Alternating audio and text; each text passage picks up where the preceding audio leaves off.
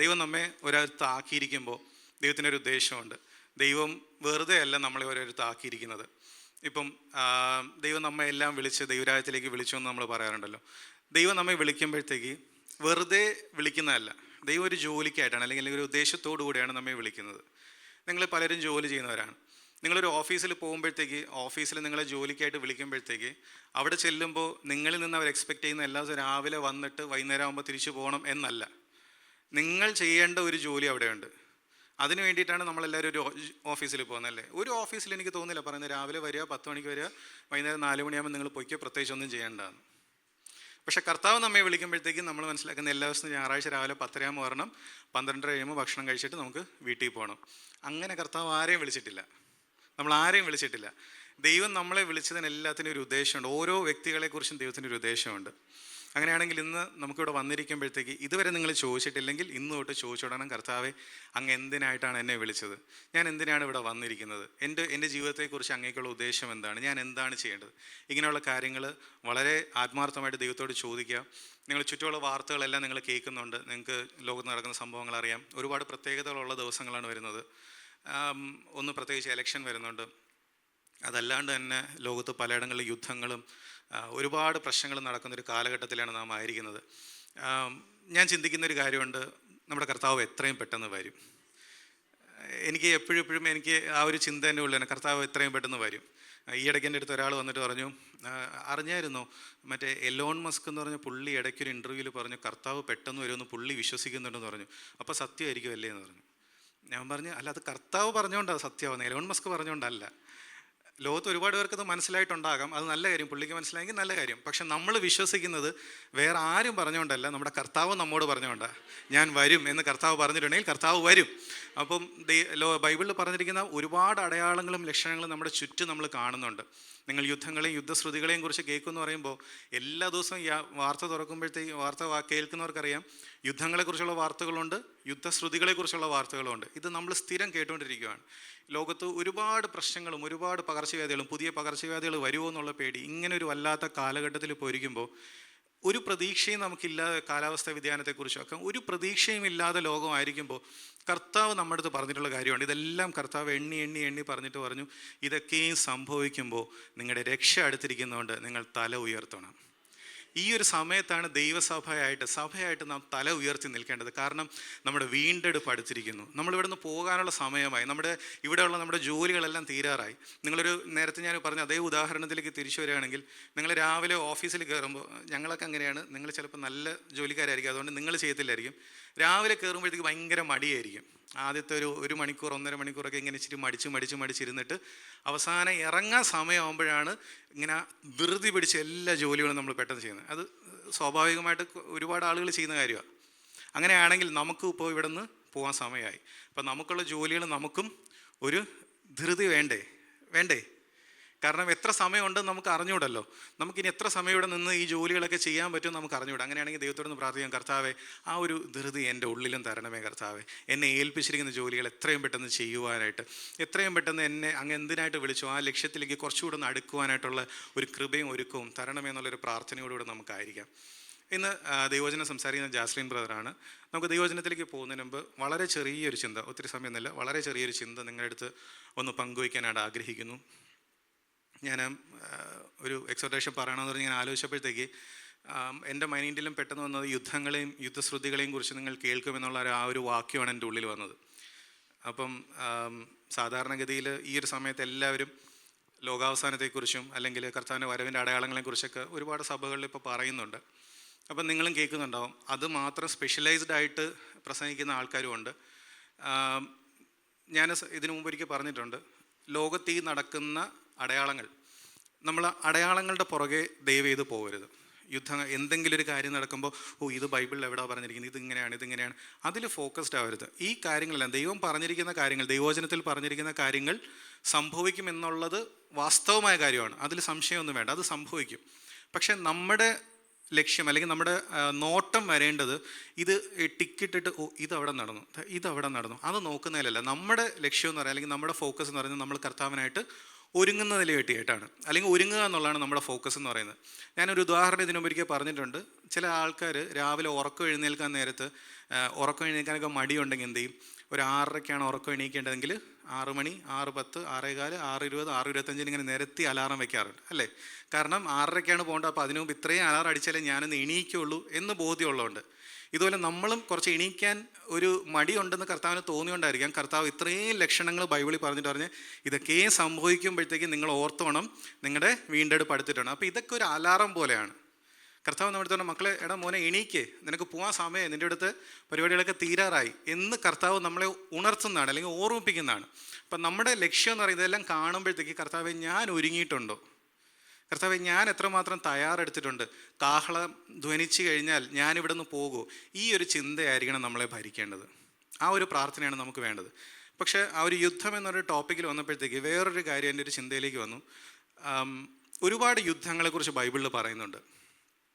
ഒരു മനുഷ്യ ചരിത്രം തുടങ്ങുന്ന കാലം തൊട്ടേ യുദ്ധങ്ങളുണ്ട്. ബൈബിളിൽ തന്നെ ഒരുപാട് യുദ്ധങ്ങളെക്കുറിച്ച് പറഞ്ഞിട്ടുണ്ട്.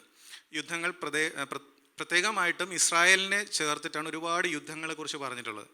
അപ്പോൾ ഒരു 2-3 കാര്യങ്ങൾ ഞാൻ നിങ്ങളുടെ അടുത്ത് ഒരു 2-3 വാർ ടെക്നിക്സ് അല്ലെങ്കിൽ യുദ്ധതന്ത്രങ്ങൾ, ശത്രുക്കൾ ഇസ്രായേലിന് നേരെ ചെയ്ത ഈ തന്ത്രങ്ങളും അതിനെക്കുറിച്ചൊന്ന് ചിന്തിക്കാമെന്ന് ഞാനൊന്ന് ആഗ്രഹിച്ചു. അപ്പോൾ 2-3 കാര്യങ്ങൾ എനിക്കൊന്ന് സ്ട്രൈക്കിംഗ് ആയിട്ട് തോന്നിയപ്പോൾ ഞാൻ വിചാരിച്ചു നിങ്ങളായിട്ടൊന്ന് ഷെയർ ചെയ്യാമെന്ന് വിചാരിച്ചു.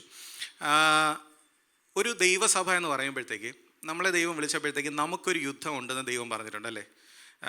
എഫെസ്യർക്ക് എഴുതിയ ലേഖനം 6-ാം അധ്യായത്തിൻ്റെ അവസാനത്തെ ഭാഗം വായിക്കുമ്പോഴത്തേക്ക് പറഞ്ഞിട്ടുണ്ട്, നിങ്ങൾക്ക് പോരാട്ടമുള്ളത് ജഡരക്തങ്ങളോടല്ല എന്ന് പറഞ്ഞിട്ടുണ്ട്. അതിന് മുമ്പ് ദൈവത്തിൻ്റെ സർവായുധ വർഗം ധരിക്കണം, യുദ്ധത്തിനായിട്ട് നിങ്ങൾ ഒരുങ്ങി നിൽക്കണമെന്ന് പറയുന്നുണ്ട്. അപ്പം അതിൽ നിങ്ങൾക്ക് പോരാട്ടം ഇല്ല എന്നല്ല പറഞ്ഞ്, നിങ്ങൾക്ക് പോരാട്ടം ഉണ്ട്. അത് ആരോടല്ല, മനുഷ്യരോടല്ല എന്ന് മാത്രമേ പറഞ്ഞിട്ടുള്ളൂ. അപ്പോൾ ദൈവസഭയായിട്ട് നാം ഇവിടെ നിൽക്കുമ്പോഴത്തേക്ക് നമുക്കും പോരാട്ടമുണ്ട്, നമുക്കൊരു ശത്രുവുണ്ട്, ശത്രു നമുക്കെതിരെ പോരാടുന്നുണ്ട്. അപ്പം ശത്രു ഉപയോഗിക്കുന്ന തന്ത്രങ്ങൾ, അല്ലെങ്കിൽ ഒരു യുദ്ധം എന്ന് പറയുമ്പോഴത്തേക്ക് എന്തൊക്കെ തന്ത്രങ്ങളാണ് ഉപയോഗിക്കുന്നത്? ദൈവവചനത്തിൽ നോക്കുകയാണെങ്കിൽ പഴയ നിയമ ഇസ്രായേൽ അല്ലെങ്കിൽ പഴയ നിയമ ദൈവസഭ അവർക്കെതിരെ ശത്രു വന്ന സമയത്ത് ഉപയോഗിച്ച 2-3 തന്ത്രങ്ങൾ നമുക്കൊന്ന് ശ്രദ്ധിച്ചു നോക്കാം. സാധാരണഗതിയിൽ അറിയാവുന്ന, നിങ്ങൾ പലപ്പോഴും വായിച്ചിട്ടുള്ളതായിരിക്കും. ഒന്നാമത്തെ ഒരു യുദ്ധതന്ത്രം ശത്രു ചെയ്യുന്നതെന്ന് വെച്ച് കഴിഞ്ഞാൽ എഹെസ്കേലിൻ്റെ പുസ്തകത്തിലാണ് ഇത് പറഞ്ഞിട്ടുള്ളത്. ശത്രു വന്നിട്ട് ഇസ്രായേലിനെതിരായിട്ട് കൊത്തളങ്ങളെ പണിതു. കൊത്തളം എന്ന് പറയുമ്പോഴത്തേക്ക് ഒരുപക്ഷെ നിങ്ങൾക്ക് വലുതായിട്ട് മനസ്സിലാവില്ല എന്താണ് ഈ കൊത്തളം എന്നുള്ളത്. ഇംഗ്ലീഷിൽ തന്നെ സീജ് എന്നാണ് പറയുക. അത് ഒരു വലിയൊരു ബിൽഡിംഗ് ആണ്, തടി കൊണ്ടായിരിക്കാം ഉണ്ടാക്കുന്നത്, വലിയൊരു ബിൽഡിംഗ് ആണ്.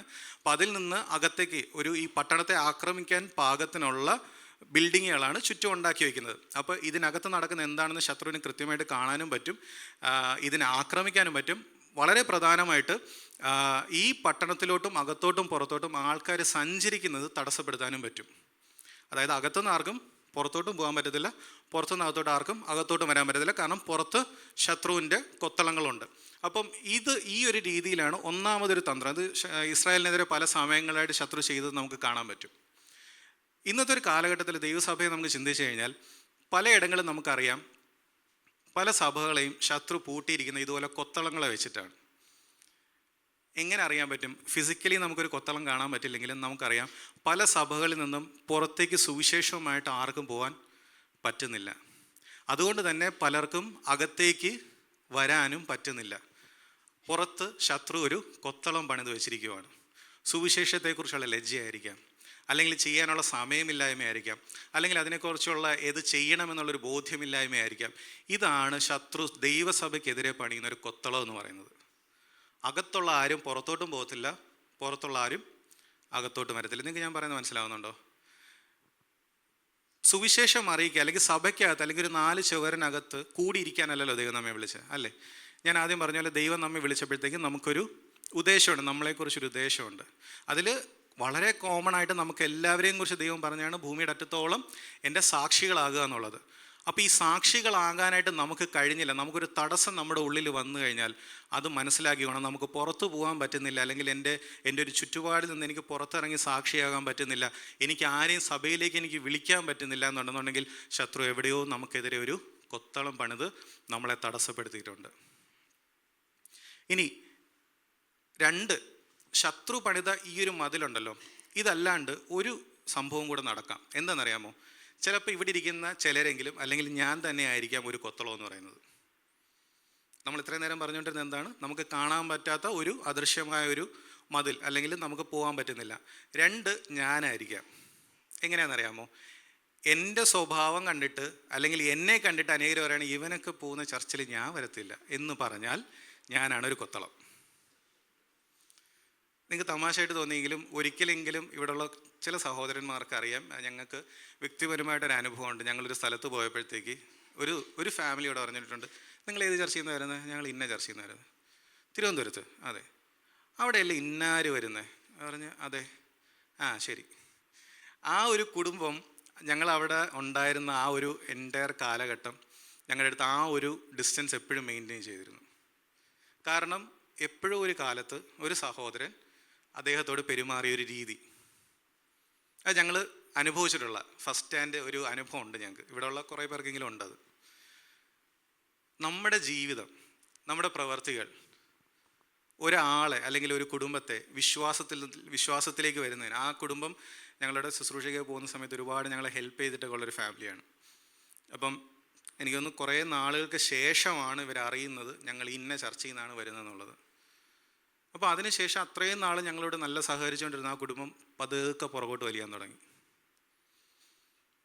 എൻ്റെ സ്വഭാവം, എൻ്റെ പ്രവൃത്തി, ഞാൻ ഒരാൾ കർത്താവിലേക്ക് വരുന്നതിന് തടസ്സമാകുന്നുണ്ടെങ്കിൽ ശത്രു എൻ്റെ ഉള്ളിൽ നിന്ന് എന്നെ ഒരു കൊത്തളമായിട്ട് അവിടെ പണിത് വെച്ചിരിക്കുവാണ്. ഒരു സഹോദരനെക്കുറിച്ച് ഞാൻ ദോഷം പറയുമ്പോൾ, എൻ്റെ സഭയെക്കുറിച്ച് ഞാൻ പുറത്തുപോയി ഗോസിപ്പ് പറയുമ്പോൾ, എൻ്റെ കൂടെ ഉള്ളവരെക്കുറിച്ച് ഞാൻ അനാവശ്യമായിട്ട് എന്തെങ്കിലും പറയുമ്പോൾ മനസ്സിലാക്കുക, ഞാൻ ചെറുതോ വലുതോ ആയ തടസ്സങ്ങൾ, പുറത്തുനിന്ന് ആൾക്കാർക്ക് അകത്തേക്ക് വരാനുള്ള തടസ്സങ്ങൾ ഞാൻ ഉണ്ടാക്കിക്കൊണ്ടിരിക്കുവാണ്. അല്ലെങ്കിൽ അകത്തുള്ള ആൾക്കാർക്ക് പുറത്തോട്ട് പോകാനുള്ളൊരു മടുപ്പ് ഞാനായിട്ട് ഉണ്ടാക്കിക്കൊണ്ടിരിക്കുകയാണ്. രണ്ട് തരം കൊത്തളങ്ങളാണ്. ഒന്ന് നമുക്ക് കാണാൻ പറ്റുന്നത്, കണ്ണാടി പോയിട്ട് നോക്കിയിട്ട് ചോദിക്കണം കേട്ടോ ഞാൻ ഇനി കൊത്തളമാണോ എന്നുള്ളത്. രണ്ട് നമുക്ക് കാണാൻ പറ്റാത്ത, അത് നമുക്ക് ദൈവത്തോട് പ്രാർത്ഥിക്കണം, കർത്താവേ അങ്ങനെ എന്തെങ്കിലും മടുപ്പ് നമ്മുടെ ഉള്ളിലുണ്ടെങ്കിൽ, സുവിശേഷത്തെക്കുറിച്ചുള്ള ലജ്ജ എൻ്റെ ഉള്ളിൽ എവിടെയെങ്കിലും വന്നു പോയിട്ടുണ്ടെങ്കിൽ അതെടുത്ത് മാറ്റണമെന്ന് കർത്താവിനോട് പ്രാർത്ഥിക്കാം.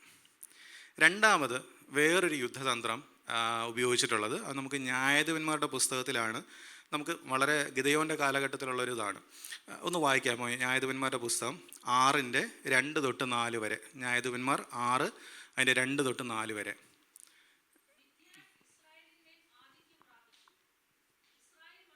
മിദ്യാന്യരുടെ നിമിത്തം പർവ്വതങ്ങളിലെ ഗുഹകളും ദുർഗങ്ങളും ശരണമാക്കി. ഇസ്രായേൽ വിതച്ചിരിക്കുമ്പോൾ മിദ്യാന്യരും അമാലേക്കരും കിഴക്കുദേശക്കാരും അവരുടെ നേരെ വരും. അവർക്ക് വിരോധമായി പാളയമിറങ്ങി ഗസ വരെ നാട്ടിലെ വിള നശിപ്പിക്കും. ഇസ്രായേലിന് ആഹാരമോ ആടോ മാടോ കഴുതയോ ഒന്നും ശേഷിപ്പിക്കുകയില്ല. രണ്ട്, ആഹാരങ്ങളെ നശിപ്പിച്ച് കളയുന്ന ഒരു രീതിയാണ്. അതായത് രാജ്യം ഒന്നും ഒരു പിടിച്ചടക്കിയിട്ടില്ല, ഒന്നും ചെയ്തിട്ടില്ല, ഇസ്രായേലിനെ ഉപദ്രവിക്കുക, അവരെ മാക്സിമം തകർക്കാൻ പറ്റുന്ന രീതിയിൽ തകർക്കുക. അതിന് ചെയ്യുന്നതാണ് ഇവർ വിള വിതച്ച് കഴിയുമ്പോഴത്തേക്ക് ഇവർ വന്നെന്ത് ചെയ്യും? വിള മൊത്തം അങ്ങ് നശിപ്പിച്ച് കളയും. വേറെ ഒന്നും ചെയ്യത്തില്ല, വിള കംപ്ലീറ്റ് നശിപ്പിച്ച് കളയും. ഇവർക്ക് ഭക്ഷണമില്ല, ഭക്ഷണം കിട്ടാത്തൊരവസ്ഥ. അങ്ങനെ ഇവരെ പേടിച്ച് ആളുകൾ ഗുഹയിൽ പോയി താമസിച്ച് ഒളിച്ച് താമസിക്കാൻ തുടങ്ങി, അല്ലെങ്കിൽ ദൂരെ എവിടെയെങ്കിലുമൊക്കെ പോയി താമസിക്കാൻ തുടങ്ങി. ആഹാരം കിട്ടാത്തൊരവസ്ഥ. നമ്മുടെ ആഹാരം എന്താണ്? കിട്ടുന്നുണ്ടോ കൃത്യമായിട്ട്? എല്ലാ ഞായറാഴ്ച വരുമ്പോൾ കിട്ടുന്നുണ്ട്, യൂട്യൂബിൽ നിന്ന് കിട്ടുന്നുണ്ട്, ഫേസ്ബുക്കിൽ നിന്ന് കിട്ടുന്നുണ്ട്, വാട്സാപ്പിൽ കിട്ടുന്നുണ്ട്. എന്താ പറയുക, സ്വിഗ്ഗി ഒന്നും വേണ്ട, നമുക്ക് എല്ലാ മീഡിയത്തിൽ നിന്നും നമുക്ക് ആത്മീക ആഹാരം കിട്ടുന്നുണ്ട് എന്നായിരിക്കും നമ്മളിപ്പോൾ ചിന്തിക്കുന്നത്. അല്ല, ഈ ആഹാരം കഴിക്കണമെങ്കിൽ ആരും ഡെലിവറി ചെയ്യത്തില്ല, നമ്മളെടുത്ത് കഴിക്കണം. എല്ലാവരും വീട്ടിലുണ്ടല്ലോ അല്ലേ ആഹാരം, അത് നമ്മളെടുത്ത് കഴിച്ചേ പറ്റുള്ളൂ. രണ്ട് രീതിയിൽ ഇത് നമ്മളെ ബാധിക്കാം. ശത്രു വന്ന് വിള നശിപ്പിച്ചു എന്ന് പറയുമ്പോൾ ഇതേ കാര്യം കർത്താവ് പുതിയ നിയമത്തിൽ പറയുന്നുണ്ട്. വചനം ഒരുവൻ കേട്ടു, അത് മുളച്ചു വന്നു. രണ്ട് കാര്യങ്ങൾ കൊണ്ട് നശിച്ചു പോകാം. എന്താണ്? പാറയായതുകൊണ്ട് വേരില്ലാത്തതുകൊണ്ട് നശിച്ചു പോകാം. മുള്ളു വന്ന് ഞെരുക്കി കളയാം, അല്ലേ? ഇങ്ങനെ പല രീതികളിൽ വചനം നശിച്ചു പോകാം. ഇങ്ങനെ നശിച്ചു പോയി കഴിഞ്ഞാൽ ആ ഒരു ആഹാരം നമുക്ക് കിട്ടിയെന്ന് പറയാൻ പറ്റുമോ? ഇല്ല. ഇതും ശത്രു നമുക്കെതിരെ കൊണ്ടുവരുന്നൊരു തന്ത്രമാണ്. നമ്മുടെ ഉള്ളിൽ നമ്മൾ വചനം കേൾക്കുന്നുണ്ടാവാം. ഞാൻ നേരത്തെ പറഞ്ഞു, നിങ്ങൾ വായിക്കണം എന്ന് പറയുമ്പോഴത്തേക്ക് ഇപ്പം നമ്മൾ ഇവിടെ കേൾക്കുന്നത് അല്ലെങ്കിൽ പുറത്തുനിന്ന് കേൾക്കുന്നത് ഒന്നും ആത്മീക ആഹാരമേ അല്ല എന്നുള്ള അർത്ഥത്തിലല്ല ഞാൻ പറയുന്നത്. പക്ഷേ ദൈവത്തിന് നമ്മോട് സംസാരിക്കാനുണ്ടെന്നുണ്ടെങ്കിൽ അത് ദൈവം നമ്മോട് സംസാരിക്കുന്നത്, അത് നമ്മൾ ദൈവത്തിൽ നിന്ന് ചോദിച്ച് കേൾക്കണം. പക്ഷേ ഈ കേൾക്കുന്ന സമയത്ത് അത് അക്സെപ്റ്റ് ചെയ്യാൻ നമ്മുടെ ഉള്ളിൽ, ഒന്ന് നമ്മൾ കേൾക്കാനായിട്ട് ദൈവസന്നിധിയിൽ ഇരിക്കണം, രണ്ട് കേൾക്കുമ്പോഴത്തേക്ക് ഈ കേൾക്കുന്ന വചനം നമ്മുടെ ഉള്ളിൽ പ്രവൃത്തി ചെയ്യാതിരിക്കുന്നുണ്ടെന്നുണ്ടെങ്കിൽ അതിന് രണ്ട് കാരണമാണ്. ഒന്ന്, ശത്രു വന്ന് എടുത്തു കളയുന്നു, അല്ലെങ്കിൽ നമ്മുടെ ഉള്ളിലുള്ള നമ്മുടെ ഉള്ളിലൊരു വേരിറങ്ങാനുള്ള പാകത്തിനല്ല നമ്മൾ ഒരുക്കപ്പെട്ടിരിക്കുന്നത്, അല്ലെങ്കിൽ നമ്മുടെ ഉള്ളിൽ ലോകത്തിൻ്റെതായ ഒരുപാട് ചിന്തകളുള്ളതുകൊണ്ട് ഈ മുള്ളു വന്ന് ഈ വചനത്തെ ഞെരുക്കി അതിനെ നിഷ്ഫലമാക്കി കളയുന്നു. അതാണ് ശത്രു വന്ന് വിള നശിപ്പിച്ച് കളയാന്ന് പറയുന്നത്. എന്താണ് നമുക്കിതിന് ചെയ്യാൻ പറ്റുക? അതിന് ഗിദെയോൻ ചെയ്തത് തന്നെയാണ് നമുക്ക് അവിടെയും ചെയ്യാൻ പറ്റുക. ഗിദെയോൻ എന്താണ് ചെയ്തുകൊണ്ടിരുന്നത്? അല്പം ഉണ്ടായിരുന്നിടത്ത് ശത്രു കൊണ്ടുപോകാതെ ഒരു മുന്തിരിച്ചക്കിനരികെ കൊണ്ടുപോയിട്ട് ഇടിച്ച് തനിക്ക് ആവശ്യമുള്ള ആഹാരം താൻ കണ്ടെത്തുകയാണ്. പല ആൾക്കാർ ഒരുപാട് പറയുന്നുണ്ട്, പാസ്റ്റർ ഇപ്പോൾ അല്ലെങ്കിൽ ബ്രദറെ ഇപ്പോൾ ഒന്നും ഒരിടത്തുനിന്നും നല്ല വചനം കേൾക്കാനില്ല, എല്ലായിടത്തും ഈ പ്രോസ്പെരിറ്റിയാ, അല്ലെങ്കിൽ എല്ലായിടത്തും ഭയങ്കര ഇളക്കപ്പെരുപ്പോ, വചനം കേൾക്കാനില്ല. വചനം കേൾക്കണ്ട, വചനം നമ്മുടെ കയ്യിൽ ദൈവം തന്നിട്ടുണ്ട്. കുറേ തലമുറകൾ മുമ്പ് അനേക ദൈവഭൃത്യന്മാർ കഷ്ടപ്പെട്ട് ത്യാഗം സഹിച്ച് ദൈവാത്മാവ് അവരിലൂടെ പ്രവർത്തിച്ച് അവരെ കൊണ്ട് നമ്മുടെ കയ്യിൽ എത്തിച്ചു തന്നത്. ഇനി ഒരുപക്ഷെ ഒരു കാലഘട്ടത്തിൽ ഇതുപോലെ നമുക്ക് കൂടാൻ പറ്റിയില്ലെങ്കിലും വീട്ടിലിരുന്നാണെന്നുണ്ടെങ്കിലും നമുക്ക് വേണ്ടുന്ന ആഹാരം നമുക്ക് കിട്ടാൻ വേണ്ടിയിട്ടാണ് ദൈവം നമ്മുടെ കയ്യിൽ ഇത് കൊണ്ടെത്തിച്ചത്, അല്ലേ? നമ്മൾ ഒരിടത്തും പോയി കേൾക്കാൻ നിൽക്കണ്ട, ഒരിടത്തും പോയി കേൾക്കാൻ നിൽക്കണ്ട. ദൈവത്തോട് ചോദിച്ചാൽ, കർത്താവേ അങ്ങ് എൻ്റെ പിതാവല്ലേ, അല്ലേ? ഇപ്പം നിങ്ങളുടെ എല്ലാവരും വീട്ടിൽ നിങ്ങളുടെ അപ്പനും അമ്മയൊക്കെ ഉണ്ടല്ലോ. ഏതെങ്കിലും വീട്ടിൽ അപ്പൻ സംസാരിക്കുന്നത് വേറൊരാൾ വിളിച്ചിട്ട് എൻ്റെ മോൻ്റെ അടുത്ത് പോയി ഇതൊന്ന് പറഞ്ഞേരെ, എൻ്റെ മോളുടെ അടുത്ത് പോയി ഇതൊന്ന് പറഞ്ഞേരെ, അങ്ങനെയാണോ സംസാരിക്കുന്നത്? നേരിട്ട് പോയിട്ടല്ലേ സംസാരിക്കുന്നത്? നിങ്ങൾ തിരിച്ച് നേരിട്ട് പോയിട്ടല്ലേ അപ്പ അമ്മ എന്ന് വിളിച്ച് നേരിട്ട് പോയല്ലേ കാര്യം പറയുന്നത്? സ്വർഗത്തിലെ പിതാവിനോട് ധൈര്യമായിട്ട് കയറി ചോദിക്കണം, അപ്പ അങ്ങയുടെ ശബ്ദം എനിക്കൊന്ന് കേൾക്കണം, എന്നോടൊന്ന് സംസാരിക്കണം. ദൈവം സംസാരിക്കുമ്പോൾ നമുക്ക് ആവശ്യത്തിനുള്ളത് നമുക്ക് കിട്ടും, അതാരും എടുത്തു കളയത്തില്ല. ദൈവം സംസാരിക്കുമ്പോൾ ദൈവത്തിനറിയാൻ കൃത്യമായിട്ട് എവിടാണത് പറയേണ്ടത്. നിങ്ങളുടെ ഉള്ളിലത് കേൾക്കാനൊരു ഒരുക്കമില്ലെന്നുണ്ടെങ്കിൽ ആ ഒരുക്കം എങ്ങനെ കൊണ്ടുവരണം, ഇതെല്ലാം ദൈവത്തിനറിയാം. അതുകൊണ്ട് ദൈവസന്നിധിയിൽ പോയിരുന്ന് കേൾക്കുക. ആഹാരം കിട്ടാതെ ആരെങ്കിലും ഇരിക്കുന്നുണ്ടെങ്കിൽ ഇന്ന് തൊട്ട് അതൊന്ന് ശ്രദ്ധിച്ചോണം. ഇവിടെ കേൾക്കുന്ന വചനത്തെയോ പുറത്ത് കേൾക്കുന്ന വചനത്തെയോ ഒന്നും റിലേ ചെയ്യേണ്ട. നിങ്ങൾ ദൈവസന്നിധിയിൽ പോയിരുന്ന് ദൈവത്തോട് ചോദിക്കുക, കർത്താവേ എന്നോട് സംസാരിക്കണമേ, എന്നോട് സംസാരിക്കണമേ. മൂന്നാമത്തത്, അതും കൂടെ പറഞ്ഞിട്ട് ഞാൻ പെട്ടെന്ന് ക്ലോസ് ചെയ്യാം. 1 ശമൂവേൽ 13:19-22 വരെയുള്ള വാക്യങ്ങൾ. 1 ശമൂവേൽ 13:19-22 വരെ. എന്നാൽ ഇസ്രായേൽ ദേശത്തെങ്ങും ഒരു കൊല്ലനെ കാണുവാനില്ലായിരുന്നു. എബ്രായർ വാളോ കുന്തമോ തീർപ്പിക്കരുതെന്ന് ഫെലിസ്ത്യർ പറഞ്ഞു. ഇസ്രായേലിയർ തങ്ങളുടെ കൊഴു, കലപ്പ, മഴു, മൺവെട്ടി എന്നിവ കാച്ചിപ്പാൻ ഫെലിസ്ത്യരുടെ അടുക്കൽ ചെല്ലേണ്ടി വന്നു. എന്നാൽ മൺവെട്ടി, കലപ്പ, മുപ്പല്ലി, മഴു എന്നിവയ്ക്കായും മുടിങ്കോൽ കൂർപ്പിപ്പാനും അവർക്ക് അരം ഉണ്ടായിരുന്നു. ആകയാൽ യുദ്ധസമയത്ത് ശൗലിനോടും യോനാഥാനോടും കൂടെയുള്ള ജനത്തിൽ ഒരുത്തനും വാളും കുന്തവും ഉണ്ടായിരുന്നില്ല. ശൗലിനും അവൻ്റെ മകൻ യോനാഥാനും മാത്രമേ ഉണ്ടായിരുന്നുള്ളൂ. ഇങ്ങനൊരു യുദ്ധം നിങ്ങളൊന്ന് ആലോചിക്കേ. ഒരു 10,000 പേര് പോയിട്ട് ഒരു 50,000 പേര് യുദ്ധത്തിന് നിൽക്കുകയാണ്. പക്ഷെ 2 പേരുടെ കയ്യിലേ വാളുള്ളൂ, ബാക്കി ആരുടെയും കയ്യിൽ വാളില്ല. അങ്ങനെ ഒരു യുദ്ധം ജയിക്കുമെന്ന് തോന്നുന്നുണ്ടോ? അങ്ങനെ ഒരു യുദ്ധം ജയിക്കുമോ? ഇസ്രായേല് കൊല്ലന്മാരില്ലാത്തൊരവസ്ഥ വന്നു. കൊല്ലന്മാരെ മുഴുവനും ആര് പിടിച്ചുകൊണ്ടുപോയി? ശത്രുക്കൾ പിടിച്ചുകൊണ്ടുപോയി. ഇവർ ആയുധമൊന്നും ഉണ്ടാക്കരുത് എന്ന് തീരുമാനിച്ചു. അതുകൊണ്ട് ആയുധം ഉണ്ടാക്കാൻ കഴിവുള്ള എല്ലാവരും ഇവരെന്ത് ചെയ്തു? പിടിച്ചുകൊണ്ടുപോയി. അതുകൊണ്ട് ആരുടെ കയ്യിലും ആയുധമില്ല, 2 പേരുടെ കയ്യിൽ മാത്രമേ ആയുധമുള്ളൂ. എന്താണ് ഈ ആയുധങ്ങൾ? ഒന്ന്, ഉറപ്പായിട്ടും ദൈവവചനം തന്നെയാണ് ആയുധം. 2, ദൈവത്തിൻ്റെ പരിശുദ്ധാത്മാവിൻ്റെ അഭിഷേകവും കൃപാവരങ്ങളും. ഒരു സഭയിൽ 2 പേർക്ക് മാത്രമേ ആത്മാഭിഷേകവും കൃപാവരം ഉള്ളെന്നുണ്ടെങ്കിൽ ആ സഭ ഓടുമെന്ന് തോന്നുന്നുണ്ടോ? ഒരു സഭ എന്ന് പറയുമ്പോഴത്തേക്ക് നമ്മൾ എപ്പോഴും ഞാനും പറഞ്ഞതും നിങ്ങൾ ചിന്തിക്കുന്ന സഭ എന്ന് പറയുമ്പോൾ ഇവിടെ ഇരിക്കുന്ന ഇത്രയും പേരാണ് സഭ എന്ന് പറയുന്നത്, അല്ലേ? ആണ്. പക്ഷേ വ്യക്തികളായ നമ്മളും ഒരു സഭയാണ്, ദൈവത്തിൻ്റെ ആലയമാണ് നമ്മൾ.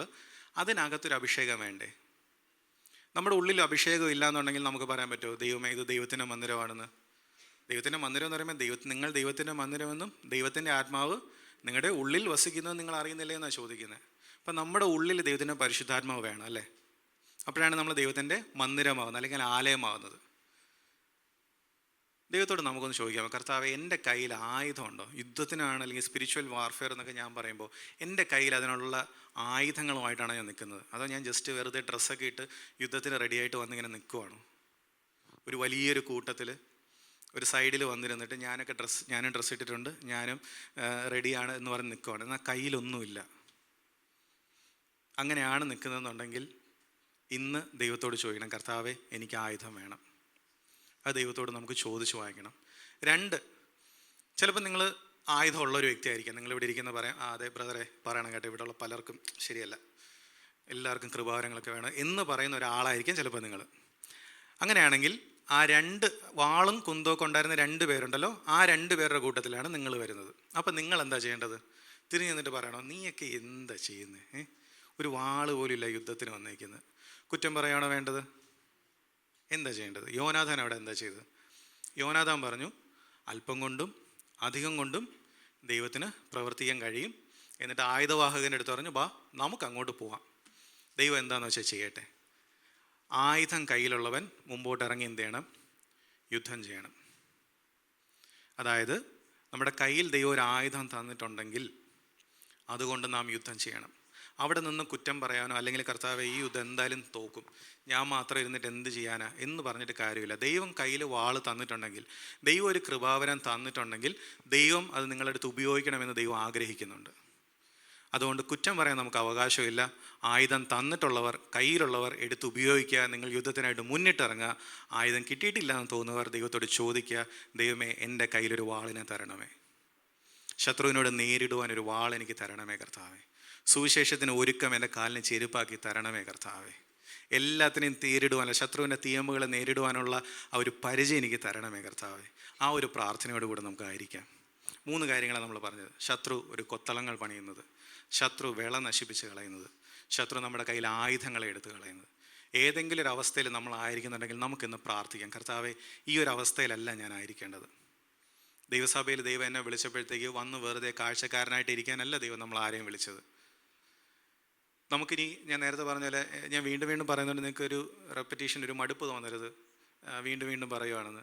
നമുക്ക് ചിലപ്പോൾ ഒത്തിരി സമയമുണ്ടോ നമുക്ക് ഉറപ്പില്ല. കർത്താവിൻ്റെ സമയം എപ്പോഴാണ് കർത്താവ് വരുന്നത് നമുക്ക് അറിയത്തില്ല. നമ്മൾ സമയം വേസ്റ്റായി കളഞ്ഞു കഴിഞ്ഞാൽ ഒരുപക്ഷെ നമുക്ക് അവിടെ ചെല്ലുമ്പോഴത്തേക്ക് നമ്മൾ പാടിയല്ലോ, അങ്ങേ കരയിൽ നിന്നും നാം നേടിയത് എന്തെന്നറിയും. ഇങ്ങേ കരയിൽ നമ്മളൊന്നും ചെയ്യാതിരുന്നു കഴിഞ്ഞാൽ അവിടെ പോയിട്ട് നമുക്കൊന്നും എക്സ്പെക്റ്റ് ചെയ്യാൻ പറ്റില്ല. അവിടെ പോയിട്ട് നിൽക്കുമ്പോഴത്തേക്ക് നമ്മൾ ഇവിടെയും എന്താ പറയുക, ഒരുപാട് വലിയ പണക്കാരാണ്, നമ്മളൊക്കെ സാധാരണക്കാരല്ലേ. ഇവിടെയും സാധാരണക്കാർ, അവിടെയും പോയി സാധാരണക്കാരായിട്ട് നിൽക്കുന്നതിനേക്കാളും എന്തെങ്കിലുമൊക്കെ ചെയ്ത് കഴിഞ്ഞാൽ അവിടെയെങ്കിലും നമുക്ക് പണക്കാരാവാം അല്ലേ. അവിടെ പോയിട്ടെങ്കിലും നമുക്കറിയാം, കർത്താവ് എൻ്റെ കയ്യിൽ എത്രയുണ്ട്. ഇത്രയെന്ന് പറയുമ്പോഴത്തേക്ക് പൈസയല്ല, ഇത്രയും ആത്മാക്കൾ എൻ്റെ കയ്യിലുണ്ട്. ഒരുപാട് പേരോട് എനിക്ക് സുവിശേഷം പറയാൻ പറ്റി. എൻ്റെ ജീവിതം കൊണ്ട് ഞാൻ അനേകർക്ക് ആശ്വാസം കൊടുത്തിട്ടുണ്ട് കർത്താവെ. എൻ്റെ വാക്കുകൊണ്ട് ഞാൻ ഒരുപാട് പേരെ താങ്ങിയിട്ടുണ്ടപ്പാ. എന്നെ കൊണ്ട് കഴിയുന്ന പോലെ ഞാൻ സഹായിച്ചിട്ടുണ്ട് കർത്താവെ എന്ന് എനിക്ക് പറയാൻ പറ്റിയ, അതാണ് നമുക്ക് വേണ്ടത്. അതിനുള്ളൊരു പ്രാർത്ഥനയോടെ ഒരുക്കത്തോടുകൂടെ ആയിരിക്കാം. ഓരോ ആഴ്ചയും നാം ദൈവവചനം കേൾക്കുമ്പോൾ ദൈവം നമ്മുടെ ജീവിതത്തിൽ നിന്ന് ആഗ്രഹിക്കുന്ന രൂപാന്തരം ഇതൊക്കെ തന്നെയാണ്. ദൈവം എന്ത് നമ്മളിൽ നിന്ന് ആഗ്രഹിക്കുന്നു നമ്മൾ അതുപോലെ ആയിത്തീരുവാൻ, ദൈവം നമ്മെ ഏൽപ്പിച്ച ശുശ്രൂഷയിലേക്ക് ഒരു പടിയും കൂടെ നമ്മൾ അടുത്തു വരാൻ, ആ ഒരു പ്രാർത്ഥനയോടുകൂടെ, ആ ഒരുക്കത്തോടുകൂടെ നമുക്കായിരിക്കാം. ഇന്ന് കേട്ട ഈ സന്ദേശം തീർച്ചയായിട്ടും നിങ്ങൾക്ക് അനുഗ്രഹമായിരുന്നു ഞങ്ങൾ വിശ്വസിക്കുന്നു. ഒരുപക്ഷെ നിങ്ങൾ ഇതുവരെയും ഈ ചാനൽ സബ്സ്ക്രൈബ് ചെയ്തിട്ടില്ലെങ്കിൽ ദയവായി ഇപ്പം തന്നെ ഒന്ന് സബ്സ്ക്രൈബ് ചെയ്യുക. ഈ സന്ദേശം മറ്റു ചിലർ കൂടി ഒന്ന് ഫോർവേഡ് ചെയ്ത് കൊടുക്കുക. നിങ്ങൾക്കിത് അനുഗ്രഹമായിരുന്നെങ്കിൽ തീർച്ചയായിട്ടും അത് മറ്റുള്ളവർക്കും ഒരു അനുഗ്രഹമായി തീരുവാൻ അത് കാരണമായി തീരും. God bless you.